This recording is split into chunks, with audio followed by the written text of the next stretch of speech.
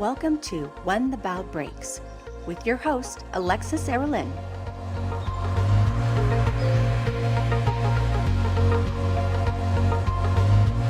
Because my abuse started so young and because I was so isolated by my mother and my brother, I had no idea I was being abused. To me, it was just Tuesday. You know what I mean? And so when people are always like, well, how did you get through this? How did you survive that? I'm always like, it was just Tuesday. Like, I don't know how else to explain it to you. I didn't realize I was being abused until years later when I'm like, in therapy, and I'm just like, holy bejesus, this happened.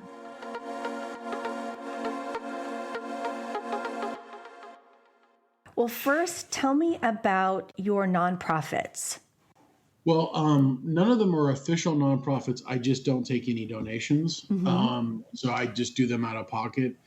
I have a thing against people trying to, it's kind of like if you do something charitable and then you try to take credit for it, I don't think that was charity. Yeah.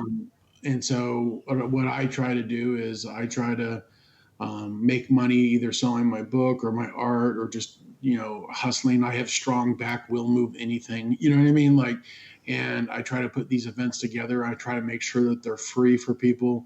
I try to make sure that we get people that don't have much experience. So like Survivor Nights is it's really kind of, besides a couple of us, it's an amateur speaking event with a bunch of art. And I love doing that because whether the participants understand this or not, like if they want to become professional speakers, the hardest thing for them to do is find an audience in which they can speak in front of. Yeah. And you can't find a job in that field unless you have video of you talking in front of an audience. Yeah. So we host these events so that people can do that, so that people can take back control of their own stories. And then, because I know as a survivor, the most powerful thing I ever did was start telling my story, because it was just like I wrestled that out of the grip of my assailant. You know what I mean? So I know how powerful that feeling is. And if people want to do that, I want to help foster that. I want them to look back in years later and just be like, who was that fat bastard? Gee, oh, that was him. Yeah. You know what I mean? Yeah.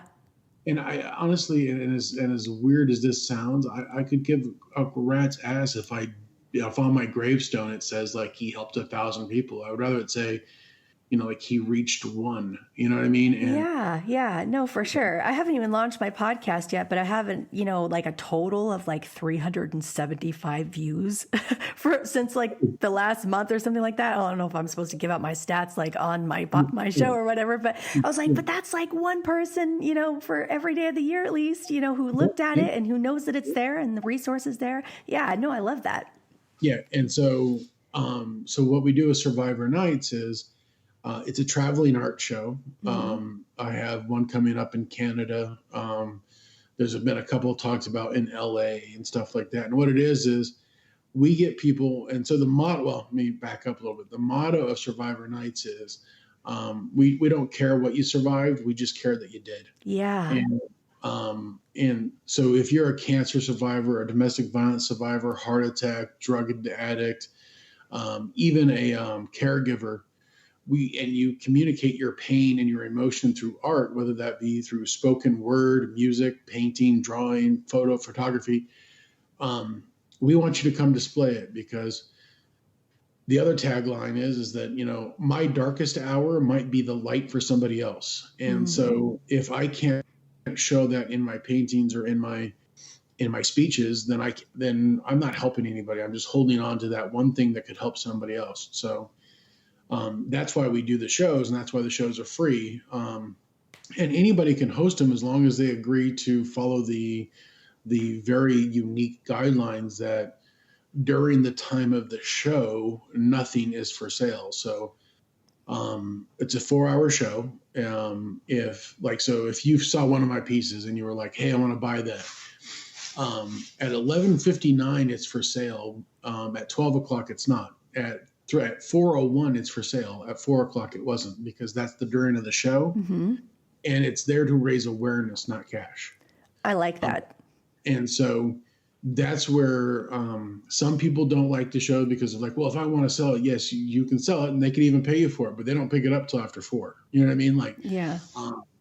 and because it's there for that, it's there for that directly. It's there to raise awareness. It's there to speak a message, not a message that you could buy me for $20. You know what I mean? Like, Yeah, but it sounds like it could benefit so many people.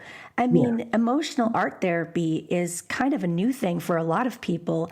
yeah. And I mean, it helped me a lot. I mean, I have all my crap as art, up on my wall or hidden in my Yeah. closet, but I do keep it and I do look at it because it does mean something to me. Yeah, well, and the other thing I found, Alexis, when I was doing research and figuring out what I wanted to do, was there is some similarity between trauma. And what I mean by that is, when you look at, let's say, a rape survivor versus an attempted murder survivor, or a domestic violence survivor, or even cancer and HIV and heart attack, like the first 10 things we all pretty much have in common. We all go through the anger, the denial, the Hmm. negotiations, the bartering. We do all this stuff, Yeah. and we do it all the same. And I, as a male survivor of sex trafficking and abuse, because of the amount that men don't come forward, I knew that if I wanted to talk to somebody about something, Alexis, I was going to wait for a long time. Men Hmm. don't come forward. Hmm. So if I wanted to heal, if I wanted to talk about it, I had to find somebody that could relate to some of the stuff. Hmm. And I found that if I talked to a cancer survivor about the denial, if I talked to a domestic violence survivor about the negotiation, Oh, um, wow. Yeah, I you know, see. yeah, there was a similarity that you could have this conversation. And so the happy byproduct of Survivor Nights, and the reason why I put it together this way, was I'm a sex abuse survivor. So a lot of the stuff that I do has a lot to do with sex trafficking and sex abuse and stuff like that. Hmm. And we don't talk about that in polite society. And to the people listening, I put air quotes as sarcastically as I could. Yes. Um, we don't talk about that. So, and the reason why is because it's too personal. Well, personally, I feel that it's not anything more personal than talking about prostate cancer or breast cancer, or, like any of these Yeah. other. It involves So, another person. yeah. It's So, personal to an extent, but then you're violated, yeah. And Yeah. and to me, it's the same thing as cancer. I mean, cancer is another thing that come in and violates your body. You know what I mean? Like, Yes. so what I've done is, because we will talk about cancer, because we will talk about drug addiction, because we will talk about in a not as a less of a degree, but we will talk about domestic violence and stuff like that. So that when I put in a sex abuse piece, it becomes part of the nomenclature. It becomes part of that. Oh my God, we can talk about this. It's no different than the rest of this stuff. Hmm. So we can talk about this. We Hmm. can have conversations about what it takes to survive. Hmm. And so what it does is, I feel it starts to normalize the topic. And once we start talking about it, once we start having those conversations, then the shadows that perpetrators live under start to get light. And Hmm. and that's the only way we can do it, is we have to talk about it. You have to expose it. Yep. And, there's no better antiseptic than strong, stringent light. And the only way light comes is when we all acknowledge it. So, and as long as you give people this barrier that we don't talk about that, or we don't do this, they're going to take it, because it's easier to not do it. But it's not easier on the victims. Yeah, for sure. For sure. That's why, I mean, I was so excited when I got your email, or when Abigail hooked us up. Yeah. She is awesome. Hi, Abigail. When she hooked me up with you, I read your story and I started crying right away. I'm Because sorry. no, it's all right. It was just, I'm a crier. That's just Okay. that's something new that everyone will learn about me, is that I'm a crier. But I'm also very empathic, and so when I was reading your story, I identified with it on so many levels, even though I have not experienced the exact same things as you have, but we Yeah. still share those same feelings. And pain is pain. It doesn't I'm really good. matter where it is on your body or in your Yeah. heart or in your mind. Pain is pain. Yeah. Yeah. I don't know. Did you finally get my book, or I did you got get? it. I haven't been able to finish reading it yet.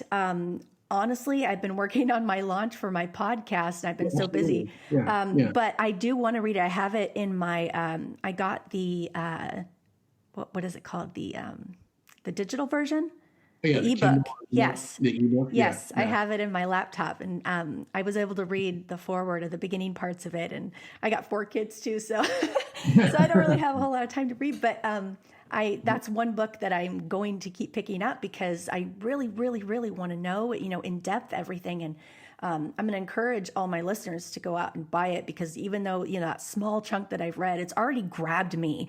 And if it weren't for all my other responsibilities, I would have read it already. But I'm going to pick it up again and I'm going to read it tonight because it's just, it's like, I don't know, it really grabbed me. And I'm so glad that you're here and I'm really excited. Well, it's a shame because I was offered to sign the books, but I can't sign your laptop. Yeah. Well, you know what? I will definitely buy the copy and have you send it to you and have you sign it, and I will keep Yeah. it in my office. I would love that.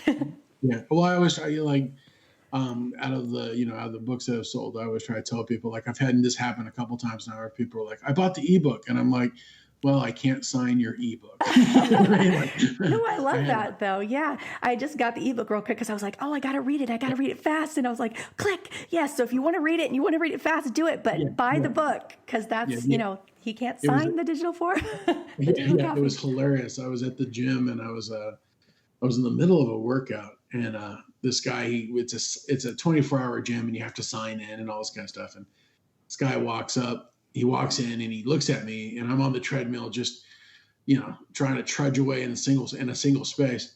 And he walks by me, he goes, does a workout, comes back, checks the sign-in list, comes back up to me, and he goes, you're Brian Cardoza. And I was just like, He knew you? I was like, yeah, like, and I was waiting for you're served, you know what I mean? Yeah. And he was like, I got your book, man. I was just like, holy crap, Yeah. I was That's like, awesome. I was just like, I'm trying to do my triceps, but you just blew my mind. I love it. Yeah, it's funny. Like, the book was probably one of the hardest things to write because, like,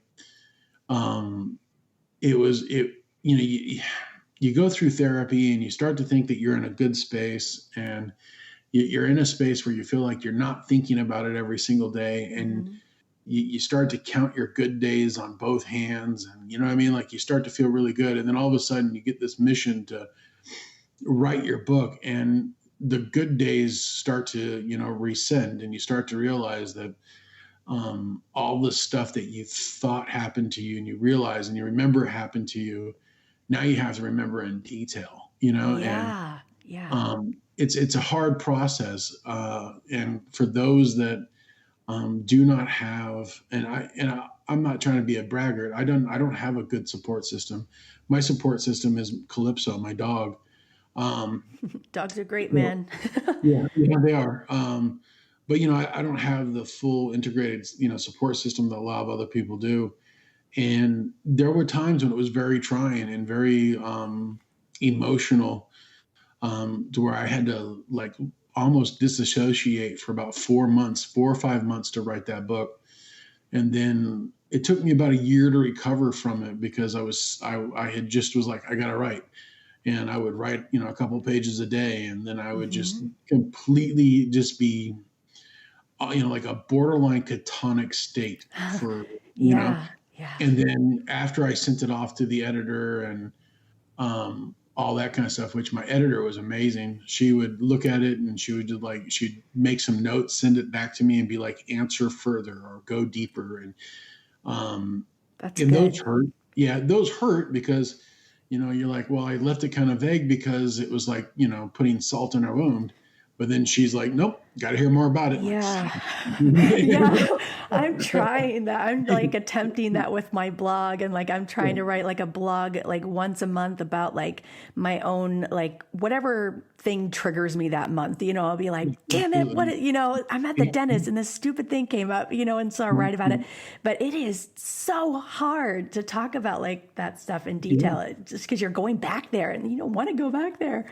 well, and then you add the part that like, and this, I don't know if this is just me, and it may be because I really look at people, I'm like, I'm kind of crazy.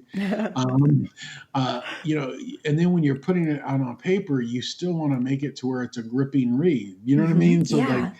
so you have to use colorful verbs and nouns, and like you have to be like, I don't want to repeat, bitch again. You know what I mean? Like, Yeah, I know. There's not enough curse words to cover this. exactly. Yeah. And so like you spend an hour reworking and rewriting something when you're just like an F-bomb would work perfectly on this page. And so then you're trying to imagine how to write it in a way that someone will want to keep reading so they get to the last page. And then the last page, I don't know if you looked at the last page, some people do, but the last page is a letter to myself at 6 years old. Oh, yeah. I didn't skip to the last page. I wasn't going to do that to you. I was going to read it from start to finish. But anyway, no, yeah, you did send me that though. It's amazing. Go on. Yeah. No, I don't think I sent you the last page. No. Page. Yeah, you sent me like a little excerpt of it. Yeah. Yes. That's actually on the back page of the book. So, Okay. but yeah, no, it's been that if anybody's on this podcast is thinking about doing their book, just bear in mind what I said. Make sure you have a support system, and if you and make sure you're ready for the after effects, the aftermath, because, I'm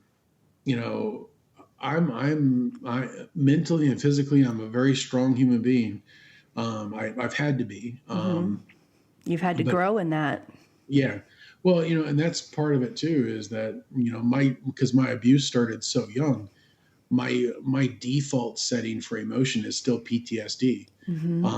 So, you start to go deeper into that to get through it. And then you realize that there's a price to pay for that. You have to recover. You have to come back out the other end, which means all the stuff that you were trying not to feel, you have to now feel. Yeah. And how do you do that? Like when you were like really deep into, writing those things down, what kind of helped you kind of pull you kind of back up to, the here and the now?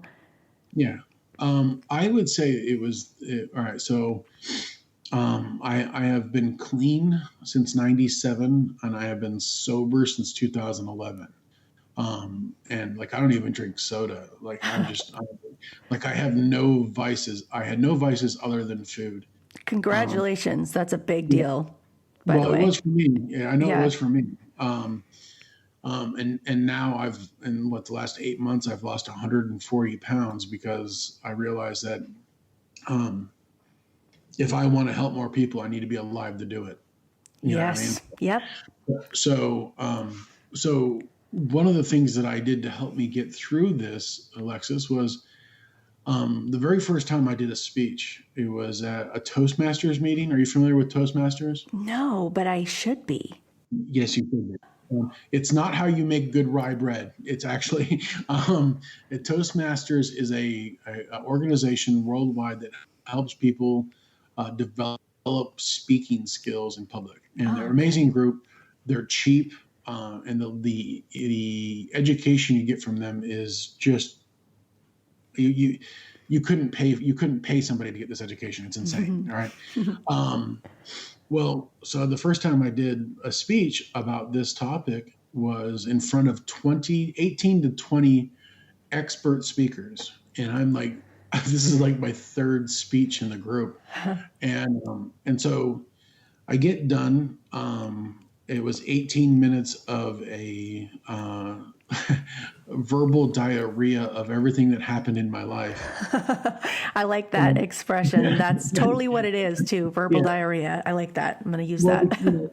Well, the first time anyone, now I help people do this, but the first Mm-hmm. time anybody wants to communicate their pain, they try to articulate it all as fast as humanly possible. And it's a very human thing because you're trying to seek validation for everything that you went through, and Mm-hmm. you don't want to forget anything. But then you have to realize that when you're in front of a group of people, they can only handle so much Yeah. um, before you start to lose them.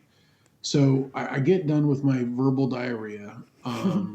The guys, the people in the group, they rate the speech. They tell me how brave I am and all this kind of stuff. And I don't want to sound like that's not important, but to me, it's really not. I'm not brave. I'm selfish. And I'll explain that in a second. But so everybody's, like the meeting ends, and at the very end of the meeting, Alexis, now this is crazy because I'm 6'2", right? Mm-hmm. So not very often do I have to look up to somebody, right? So this old black gentleman, he's on a cane. He comes up to me, and I have to look up to him. I mean, like he's that big, and he's twice as big as I am. Like he is just ginormous. And he punches me in the arm. He looks me What? dead in the face, and he goes, "You keep talking for us," and then just walks out. Oh my goodness. He So punched you? yeah, Just well, it wasn't hard, but it was definitely a punch. goodness. Um, and I realized at that point in time that this late 70s year old black gentleman Mm-hmm. probably just said more to me than he said to anybody. Yes. I agree with that. And that was the only way he could communicate it. Mm-hmm. Um, he wouldn't have communicated it if I hadn't have said anything. Yeah. So on the days when writing the book was the most challenging, I Mm-hmm. remembered "You keep talking for us." And it was that realization that people are going to read my book and they're going to be like, if he did that, I can do this. Or, um, and it's the worst thing that we do is that we do this comparative thing.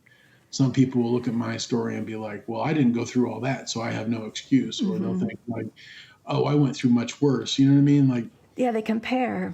yeah, and it's not a comparative story. It's Mm-hmm. just me telling you what I've gone through and now where I'm at. Mm-hmm. So I try to give a little bit of hope, saying you can do this. I've done this. You can do this. Mm-hmm. Um, and that was the apothecary for my ability to write it was the "You keep talking for us." I like that. That's a message for anybody who is just starting to share their story. There's somebody out there who really, really needs it and who is almost angry that you're not talking about it. When Yes, I and, started and this podcast, there was nobody talking. I mean, I could not find anybody in the world who has a podcast with this topic. And I was kind of angry. I was like, yeah, why is nobody else talking about this? Because I wanted to work with other people who were talking about it. And I was like, why? And I was angry and I was like, no, there's so much responsibility on me now, to handle this. But yeah, it needs to be talked about. You have well, to. which is why I started the Survivors Helping Survivors Hmm. Facebook show, because and again it's another, like, I want to normalize the sex abuse conversation. So I have people on there. I've had people that are drug addicts and domestic violence survivors, and you know what I mean, like, Yeah. um, because I want people to recognize that this is a trauma that's just like any other trauma, and just Hmm. like any other trauma, we can talk about this. Yeah. um, and so that's why I started that show, because I Googled sex abuse surviving, podcasts, and there was like 4 or 5 that came up, but they were all ended. They didn't go any further. They were all off the air. Oh, And I wow. was and I was like, you know what? 1 in 4 girls and 1 in 6 boys go through this. Hmm. There's 42 million people in this country that have been afflicted with this. You Hmm. cannot tell me we don't have an audience. Yeah, for sure. Even if they You know, don't say any, I mean, they're out there. Yeah, absolutely. And and it's one of the most beautiful things in the world is every once in a while on Facebook or something, I'll get like this random friend request, right? Hmm. and I'll be like, oh, okay, cool. And I'll go through, and I don't know who you support, and I don't know who listens to your podcast, but I'll go through and I see if they have Trump stuff. If they have Trump stuff, I don't say anything to them. But if they don't, I'll accept their friend request. And invariably, and I know that makes me sound terrible, but I just know. Well, it is very triggering for people, and that's what a lot of people don't understand. It's not that there's like all these people out there who hate Trump in the way that most people would hate Trump. It's different for abuse survivors and things like that. I won't go too much into that on my show but it does have something to do with it, especially survivors. So I do want to kind of make note of that. Yeah. So I'll go through, and invariably, like within about a week and a half, I'll get like this random Facebook message from the same person, and they're like, I got your book, or I heard one of your podcasts, or I saw a speech you did. Mm-hmm. Thank you. And then they'll get into their story a little bit, and we'll talk, and it's those are the times when you could have cut off my legs, and I'd have been like, let's do this again. Because that's when you look at yourself and be like, okay, I can die now. I hope that you can rest. Yeah. Yeah. It gives you peace. But now I got 42 million brothers and sisters that need help. Yeah. Yeah. I get it. Yeah. When I started this podcast, I was estranged from my parents a few years ago. And when I left, I had experienced some horrible, horrible grief. And that was when all my childhood memories started coming up for the first time. Well, I'd remembered everything, but not in detail, like you said. And so I didn't really understand that those things were considered, abuse. And so I was just able to come to terms with it. And I have 4 little kids and who are around me and watching me. And so I spent a lot of time, in my room, crying and dealing with my PTSD stuff and coming out and, in my groups and stuff. But I was just like, I got to talk about this. Like it helps me just as much as it helps the person that I'm talking to or listening to. I mean, when you rub up against each other and you share, it's healing. Well, that's why I say I'm selfish. That's why I don't take the term brave. I'm selfish because I want to heal. And the greatest antiseptic I have found is telling my story. And yes, it helps other people. And yes, it's a balm for others. But at the end of the day, I cannot tell you how much better I feel every time I do this. So that just honestly, I just tell people it was hilarious. I was on a panel, and the panel moderator was just like, Brian, why do you talk about it? And I was like, because I'm the most selfish person in this entire room. And the audience and the other panel members were just like, what? and so I explained it to him. It was just like, I want to survive. I have an unyielding desire to one day wake up and look past in my past and just be okay with it. And I have learned in my life that the only way to accomplish that is to take control of it again. Yeah. And part of that control, part of that Greco-Roman wrestling style is speak out. And for me, that's how I do it. There's a million other people that can't do what I do. And I have nothing against them. If they don't want to ever speak a word on it, I am 100% behind them. And if they get to that point where they look back and they were like, oh, I'm good with this now, I want to support that. Yeah. You know what I mean? Yeah. You kind of have to be ready because if you're not, some people are still trying to process stuff, and if you're too pushy, with some people, that's why I've had several guests I can tell are like, I don't know if I want to submit this guest form, and I just smile because I'm like, I remember being there. Yeah.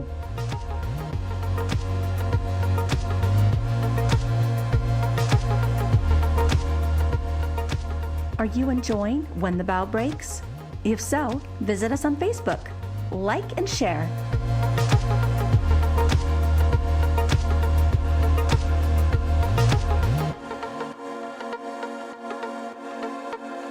All I want to do is I just want to recover. You know what I mean? Yeah. I want to be able to look in the mirror and not see the little kid. And that's the worst part for me, Alexis, is that the realization that because my abuse started so young and because I was so isolated by my mother and my brother, I had no idea I was being abused. To me, it was just Tuesday. You know what I mean? Yeah, Like, yeah. and so when people are always like, well, how did you get through this? How did you survive that? I'm always like, it was just Tuesday. Like, I don't know how else to explain it to you. It was your normal. I didn't realize I was being abused until years later when I'm like, in therapy and I'm just like, holy bejesus, that this happened, like this. Yeah. And um, it's a crazy concept because I've been asked quite a few times, and I'm sure you probably have too. Well, why didn't you tell anybody? Why didn't you say something? Why didn't you do this or why did you do that? Mm-hmm. And my answer is always because it was Tuesday. Like I had no idea this. I didn't know I was being abused. Yeah. I had no way of knowing. I didn't know either. I was 32 years old or not even 32. I just started to really realize it, and it was terrifying to me. And I was like, I can't, my parents abused me. Like, how am I going to talk about this? I actually do talk about it in, one of my episodes in the first season, about that whole going through that whole experience. So if you want to listen to it, but it was super, super scary. And then going back and realizing all of that stuff, it was like, whoa, that happened. Yeah. Like you said, like it's a shock. Yeah. Well, especially for those of us who abuse survivors, 90% of the time when we're abuse survivors, there was a period of grooming and isolation that happened before. Mm-hmm. So that what happens to us is not like this huge, rated R movie violation. It's a slow progression of abuse. Yes. That it's like one day I don't know how graphic can I be on your show? You say whatever you want to say and I'll just take out things. I mean, I don't want to trigger anybody, but you say what you want to say. Like this show's labeled explicit. So yeah. So, one day you're making, breakfast for everybody. And the next thing you know, there are penalties to pay when you don't. And it just rolls together and it makes sense. You know what I mean? Like, yeah. And especially because mine started at 6, there was no way I didn't know that other 6-year-olds weren't going over to the Scoutmaster's house and having their son do these things to them. There was no way of knowing that. I did not know that life didn't happen for everybody. You thought that was the thing that you did. Yeah. And then, years later, my mom threw me out when I was 15. And so like I was homeless for a little while and stuff like that. And you go through those circles and sex abuse is even more normal. You know what I mean? Like you talk to homeless people and drug addicts and people that are living on the fringes of society, you start to believe that everybody was sex abused. So, I mean, like, obviously this shit just happens to everybody. You know what I mean? Like, yeah. And then, you do the normal thing and you get addicted to drugs and alcohol and you do everything you can to learn to forget besides deal with your issues. Mm-hmm. And then it dawns on you one day, like, there are other options. And then when you start to see that there are other options, you start to realize like, holy, none of this was right. None of this needed to happen. Yes. None of this.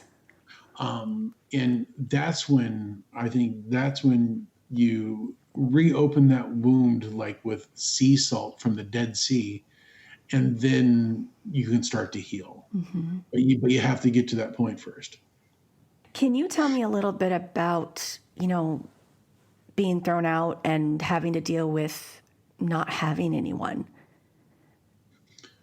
Well, now I think that's one of the things that that's probably, if this can be said, is it's probably one of the good things about the abuse was, I had dealt with being without anybody for quite a few years, mm-hmm. Before I even got thrown out because I was the household slave. I didn't have anybody I could go to. You know what I mean? Like, so, doing stuff on my own was what I did every Hmm. day.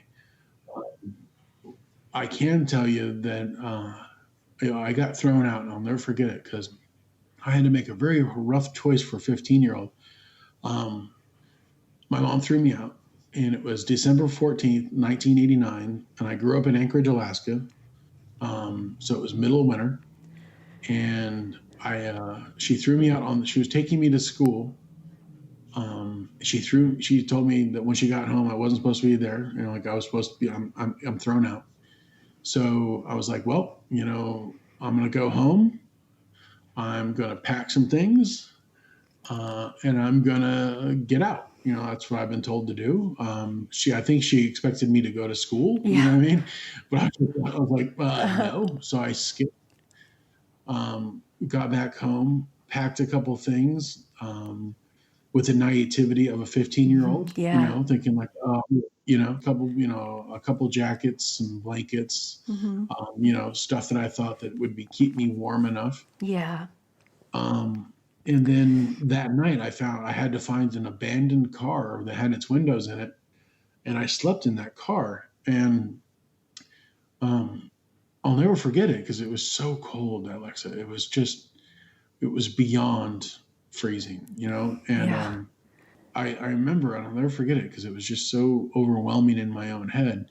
And it was one of the best nights of my entire life because it was the realization that not all choices are cotton candy and bubblegum. Hmm. There are some choices, even the best ones, still suck. Yeah. And the realization was I could go back home and beg to be let inside the house and then give that, and that would give them more fodder. That would give them more things to say and more things to use against me and more things to ridicule. Irritate. Yeah. Irritate them or Yeah. get them Yeah. angry. So I could do that. I could legitimately just close my eyes and let myself die and just give into it. Or I could continue to fight, or I could continue to say, not today. And what ended up, I think it's pretty apparent what choice I took. Because at 15, I've never been back home, and I'm still alive. And that's one of the reasons why it was one of the greatest days of my life, was because it was this realization that with fury and anger and determination and plain stupidity, I made it through that night. And that gave me the desire to not go back. And yeah, there was 2 years, there was 2, 3 years where it was on the streets. It was living house to house, hanging out with other people at other people's houses. Yeah. But that was just a life I needed to live. And if it hadn't have been for the abuse, I wouldn't have known how to do a lot of that survival stuff. Yeah. So, as weird as that is, for the life I did choose, the abuse was actually somewhat helpful. Yeah, it kind of, like I was saying, it kind of like strengthens you in a way that most people aren't strong, and they look at you and they see that as a weakness, but really it's just you've been strong, and you've been strong for so stinking long. Yeah. And like me, I'm kind of going through my anger phase or whatever. Yeah. I'm real snippy at people because I'm setting my boundaries, resetting them. Yeah. And so, and I get pissed off pretty easy right now, but Yeah. I have to try to learn how to balance that. But you just build up a certain kind of strength that most people don't have. Yeah. Well, I'll tell you what helped me with my boundaries and helped me a lot with my anger. And I don't know if this will help you. It was the realization, yes, I have every right to every single boundary that I set. And I have the right to protect those boundaries, to do whatever I need to do to protect those boundaries. But so do the people that I'm dealing with. Yeah, yeah. Learning to respect other people's boundaries is not so easy, is it? Yeah. And so that's one of the things that helped me with my anger, was that somebody would say something and I would just be like, how dare you? You know what I mean? And then all of a sudden it was just like, okay, so let's take a look back and see if I treaded on them first. Let's take a look and see if I actually warranted some of this. Yeah. Did And I then, start it? yeah, Yeah. and then come back with a cooler head and be like, okay, let's have a conversation, because what you said was this way or that way. Hmm. What inspired that conversation. Because I do find that people typically um, won't be as irritable. They'll be, people want to be gracious. People want to treat other people the way they want to be treated. But if they feel slighted, they will come back. And Mm-hmm. so I found that when somebody is um, being egregious towards me in a way where I'm just like, I don't like you right now, it's usually because I did something prior. You know what I mean? Yeah. And it's not that I'm taking their fault for their anger. They had a right to verbalize it when it happened. But I do have to say, like, okay, you know what? I can be kind of a dick every now and then. Maybe I need to, maybe I need to take ownership of that. Yeah, I was like, oh, maybe I am bitchy every now and then, or Yeah, more often than, I think I am. and then come back at it with an open mind of saying, like, you know what, you're right. Let's have a conversation about that. Hmm. And 9 times out of 10, it becomes a beautiful conversation. Yeah, when you like sit down and you really like learn to listen to someone else, and Mhm. and when they're listening to you, I mean, Yeah. that's magic. Yes. And when you are there sitting there with the intent of, trying to improve, your relationship, that's where it gets good. Yeah. And if somebody is not willing to do that with you, then you should start to question the value of this relationship. Mm-hmm. Because I was just in a relationship with a lady that was narcissist to the points where I was just like wanted to start calling her mom. You know what I mean? Like it was just, Yeah. and Scary. yeah. And so when I would sit down and discuss to her how she was trying making me feel or anything, it was always my fault and how dare I make her feel this way. Mm-hmm. Um, and that's when I had to start evaluating, why am I in this relationship? Yeah. Because I want a relationship where I could say that to an intimate partner and they would say, okay, well, what can we do to solve that? Or what can I do to do this? Or what can, you know what I mean? Like, Yeah. yeah. Try and solve the problem. Yeah. And so that's when I realized that if somebody's not willing to do the work for you, then they're not worth being with you. Mm-hmm. Yeah, that's true. And it's hard to do that when that Oh, person is a family member, that you right. love. Some people have to walk away, and that's hard. I had to walk away, and like even though they abused me, like I still loved them somehow. I Yeah. mean, to certain depths, and I still love them. I still do. And Yeah. and I'm probably even going to say it a lot in my show, and it might bug some people, but I do love my family still. Yeah. I know that they have their own trauma and their own past, and I still pray and I still hope that they will go to counseling and they will get healing. But sometimes you just have to walk away in order to do what's best for yourself so that you can survive and so you can help others and you can thrive and move forward. My therapist, David Shannon in Boston, he really said it best to me, Alexis. I was in a therapy session. I was just rallying against my family, right? Mm-hmm. He goes, you know what, Brian? You know what sometimes the best procedure for cancer is? And I was like, what? He's like, you cut it out. Mm-hmm. And I was like, holy but Jesus, are you right? Mm-hmm. That is, that's what I need to do. So I don't, I still to this day wish that I had a family. I still wish to this day that I had a member of my family that loved me for who I am. I still wish for that. I don't have that, but that's just my lot in life. And I've kind of in a lot of ways given up on the thought process that that would ever happen, which is one of the things that makes it hard for survivors, because oftentimes, and this is something that I hope you repeat a lot on your show, that sex abuse survivors, 90 plus percentage of the time, it's a family member or a family friend. So it's not the guy in the panel van with puppies and candy. It's very low, low, low, low, that's who it is. So we kind of grow up and we want that love, we want that connection, that we feel like we've been cheated. Mm-hmm. And so when you get into a relationship and it's as abusive as your past with your family was, you oftentimes end up staying because you just want to feel loved. You want to just feel that compassion, and you just want to feel that. And then you have to realize it's not worth it. Not Yeah. that is not worth it. It's not love. I mean, there's a difference between endorphins and what someone is actually doing for you. And so, yeah, I was in a narcissistic relationship several times with different kinds Yeah. of people.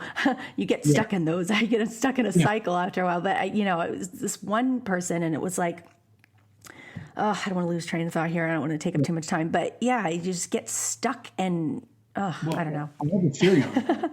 I have a theory on that. The theory is that I don't know when your abuse started. I don't know what age or anything like that, but mine was, so early that there was no semblance of love in my family. There was only this narcissistic, domineering uh, uh, personage of people that just like they took control. Mm-hmm.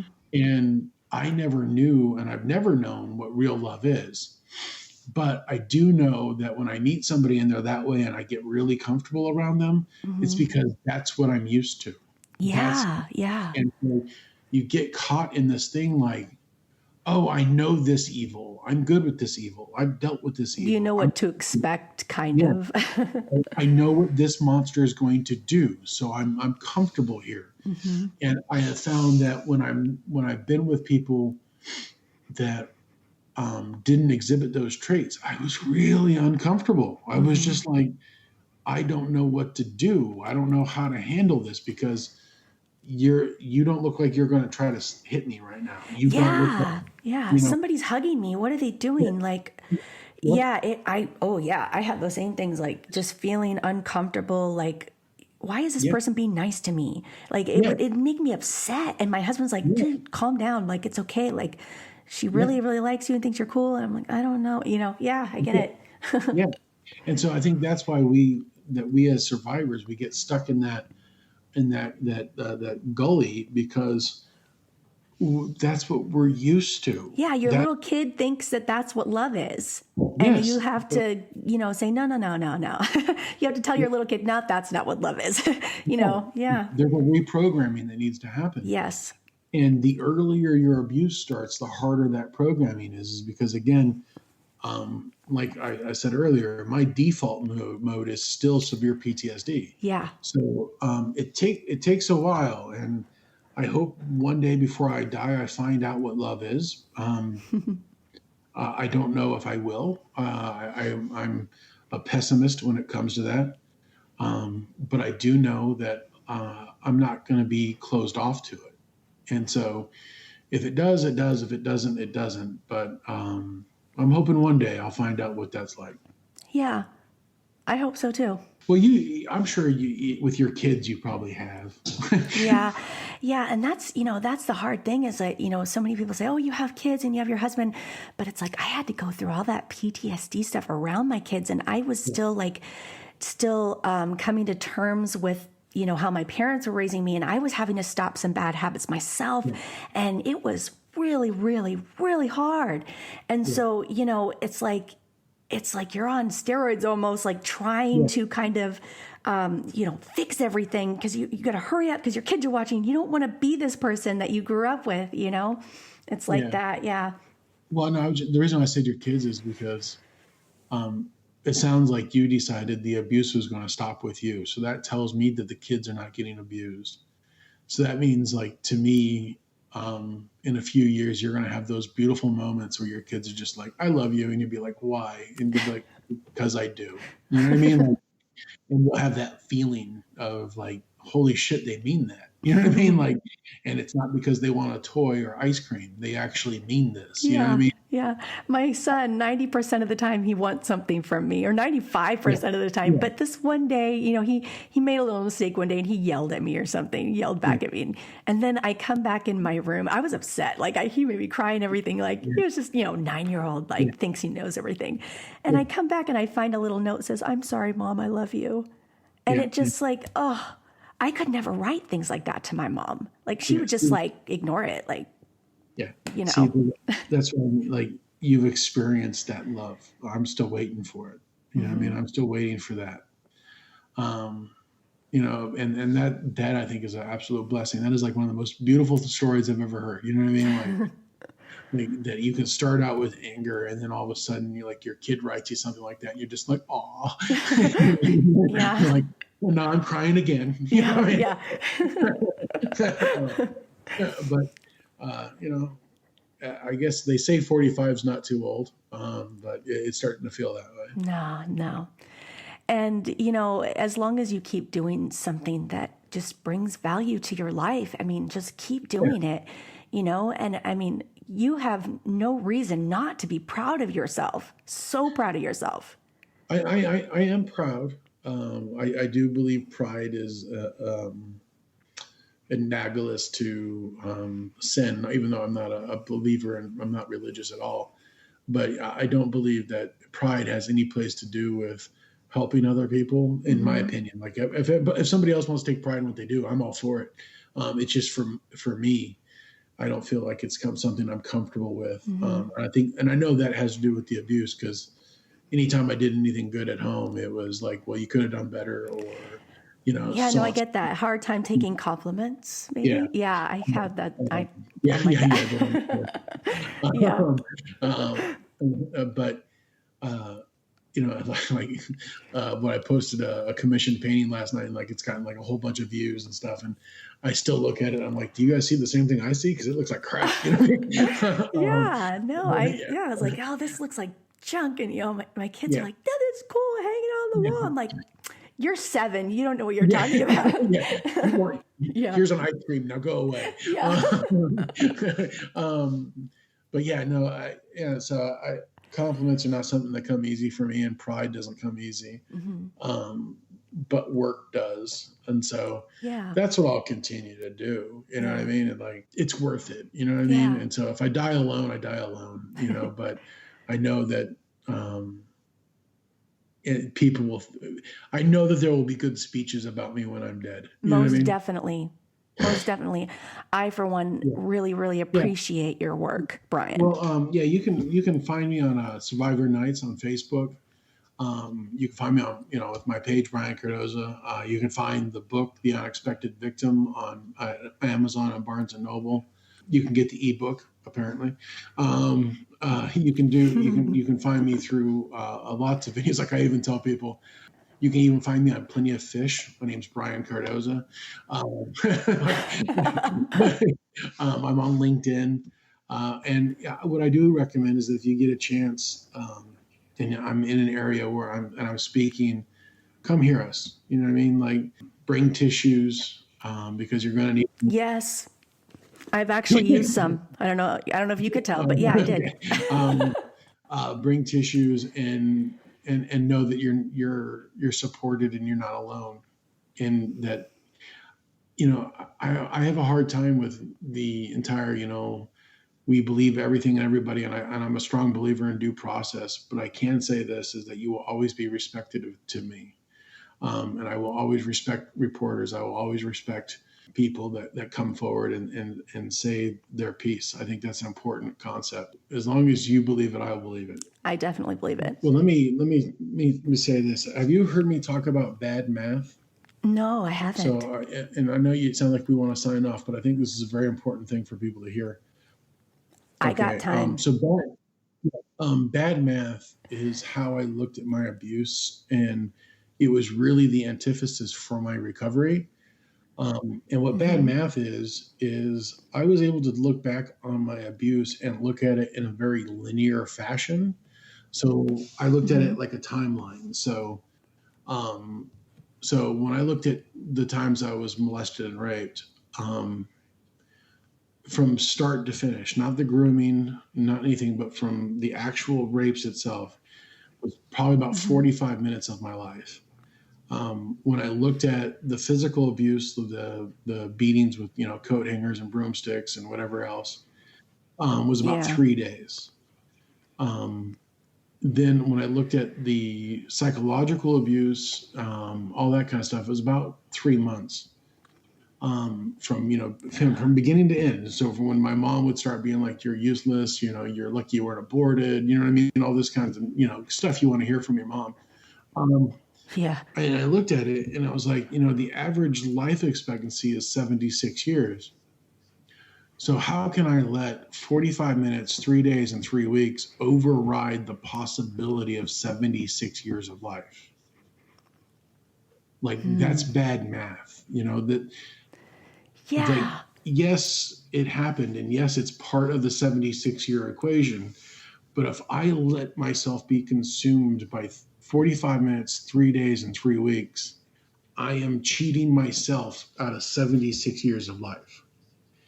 And that was something that changed how I looked at my abuse was um, yes, my abuse is always going to be a part of me. And yes, I will be alive, hopefully, for 76 years. And no matter Hmm. what, that 45 minutes, 3 days, and 3 weeks are always going to be part of it.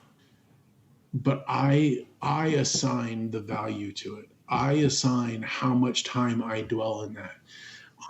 And Yeah. that's why I call it bad math, because until you realize it and can look at it that way, it's always going to be greater than the 76 I years. love how you put that because, yeah, if I were to take all of my abuse and condense it, like you said, in just like a Yep. time frame, and that small little chunk, am I going to let that little chunk destroy Yep. everything? And that was something that really pushed me to do this podcast because I was like, I'm allowing that stuff to keep me from helping other people. I don't feel that it's fair to them. I feel like I'm cheating people by not saying Yep. anything. And I love the way that you said that. That's probably what I'm going to name the episode. Bad math. Well, and so that's something I think that people need to hear. Now, granted, it's an exercise that's hard because you have to be able to almost step aside and look at your what happened to you in a Mm-hmm. disassociated way to be like, okay, I'm going to actually look at this in a Star Trekian Mr. Spock way, Yes, I love it. and then actually look at it and be like, okay, so if this was in a Darwinian timeline, where did my evolution come from and where do I end up at? Mm-hmm. I still let the 3 days, the 45 minutes, 3 days, and 3 weeks affect me because I now use them for fuel so that I don't have to. I want to one day wake up and not have a job. I want to wake up one day and people are like, "Well, no one got raped yesterday." I'm like, "Shut up!" You know what I mean? Like, I Yeah, want yeah, that. I want to work myself out of a job, yeah. and that takes using 45 minutes, 3 days, and 3 weeks of that, and use Mm. it as my fuel. And that's why when you said like, if you look at all the stuff I've done and did, like that, I think that explains it. Yeah. Well, I'm really, really glad to have had you on the show. Is there anything else you want to talk about that you want to go in depth Um, about? well, yeah, there's you're not going to release till Mother's Day, so I don't know if this is Germany. No, I'm going to try and release by Mother's Day UK, which is March Oh, so that's 31st. the end of the month. Well, if you're going to do in London, I would say that London has in Europe has a very distinct problem with this that they're not even approaching. And I love talking at colleges. So if you want to book me, please go to my LinkedIn page, Brian Cardoza. Or if you want to do something a little bit less formal, go to my Facebook page, and you can find me through there. The one thing that I always try to tell people, Alexis, and this is probably for me the best analogy, is that the light at the end of the tunnel does not have to be a train. It could be recovery. That's what I Hmm. try to teach. Yeah, I like that because you see this light you've never seen before, and Yep. it's freaking scary. Yep. Just And, keep going. yeah, and it doesn't have to be the train. Mm-hmm. Yep. Yeah, please don't walk on the train tracks. No, yeah, no, it's definitely not intended. Definitely not. Um, but yeah, no, and I think that's something I try to teach college students because we have a lot of unheard of male sex abuse on colleges, Yes. and we have a lot of our young ladies that are being abused on colleges, that they need to hear this. I've been calling Title IX coordinators and talking to assistants and I'll tell them who I am, and and as soon as I tell them who I am and what I went through, they're just like, "Oh my God, this happened to me!" And we start a 30-minute conversation. Yeah. And all it took was for me to call. Mm-hmm. So now imagine what can happen if I'm in front of them. Yeah. It's really exciting, Brian. So thank you. I hope this goes to far and wide and people learn something from it. And I hope that, you go far and wide. I think it'll be an amazing journey. And I want to tell you thank you, because not too many people are giving us platforms, and it's a very important message to get out. And I think the most beautiful thing I've heard from you, Alexis, is that your family's legacy stopped with you. And that is one of the most beautiful and hard things to do on your own. And it's amazing that you got this way. So thank you. You're welcome. I'm a work in progress, I admit. But yes, that is my goal. I wanted it to stop with me. Well, I am so grateful that you came on my show today. And I can't wait for people to hear it. I think it's going to be great. Well, if you want me to do another one, you know the number. All right. Well, thank you so much, Brian. I really enjoyed our conversation. Yeah, I'll let my people talk to your people. Yeah. Your people call my people. All right. Well, it was great talking with you. Yeah, same here. Bye-bye.